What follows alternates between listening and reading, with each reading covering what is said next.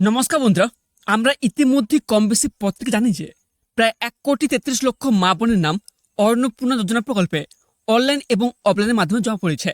শুধু তাই নয়, রাজ্য সরকার তরফ থেকে ইতিমধ্যে এই নামগুলো ভেরিফিকেশন বা যাচাইকরণ করে মেন পোর্টালে আপলোড করে দেওয়া হয়েছে, এমনটি জানিয়েছেন আমাদের মাননীয় মুখ্যমন্ত্রী শুভেন্দু অধিকারী মহাশয়। তবে এখন সবচেয়ে বড় প্রশ্ন হচ্ছে, আপনি কি করে বুঝবেন যে আপনার নামও এই 1,33,00,000 তালিকায় আছে কিনা, কিংবা নিজের মোবাইল থেকে অন্নপূর্ণা ভান্ডারের স্ট্যাটাস কিভাবে চেক করবেন?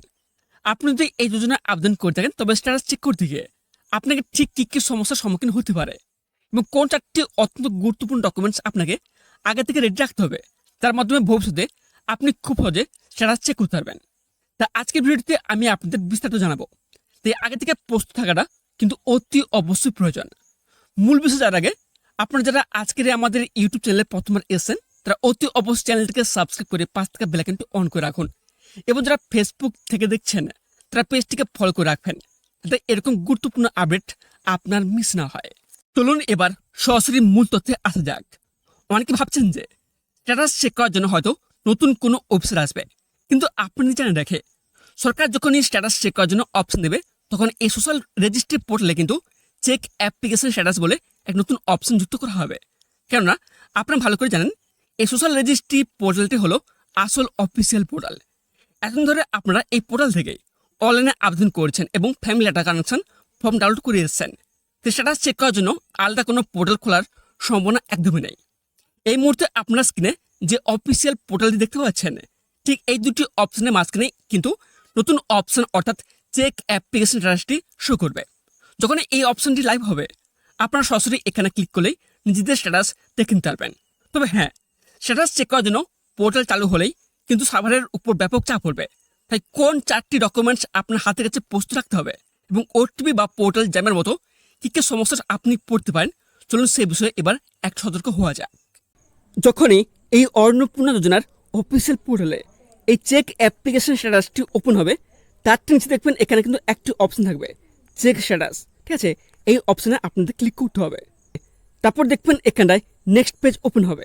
এখানে দেখবেন কী বলা থাকবে, অন্নপূর্ণা যোজনা স্ট্যাটাস, অনলাইনে আপনার আবেদনের অবস্থা পরীক্ষা করুন, এখানে এখন লেখা থাকবে। তারপর নেক্সট কী রয়েছে, যে অ্যাপ্লিকেশন ট্র্যাকিং। ঠিক আছে, তার নিচে অপশন থাকবে যে সিলেক্ট সার্চ টাইপ। আপনারা যদি এই অপশানে আপনার ক্লিক করেন, এক্ষেত্রে আপনি দেখতে পাবেন অপশানে ক্লিক করার পর এখানে 4টে অপশান শো করবে। ফার্স্ট থাকবে আধার নাম্বার, সেকেন্ড থাকবে অ্যাপ্লিকেশন আইডি, আর 3 নম্বর থাকবে মোবাইল নাম্বার, আর 4 নম্বর থাকবে রেশন কার্ড নাম্বার।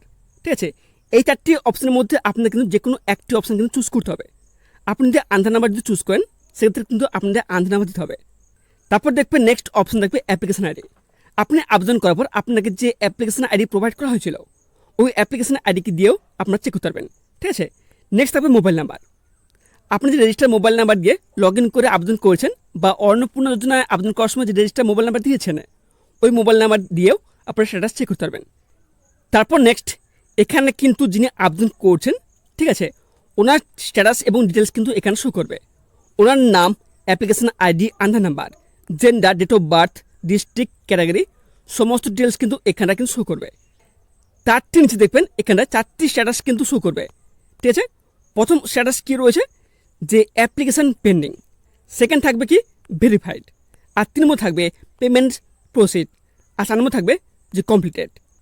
তবে প্রথম যে অপশন রয়েছে অ্যাপ্লিকেশন পেন্ডিং, এর মানে হলো যে আপনি যে আবেদন করছেন আপনার ডাটা এখনও এন্ট্রি হয়নি, সেগুলো এখানে পেন্ডিং দেখাবে।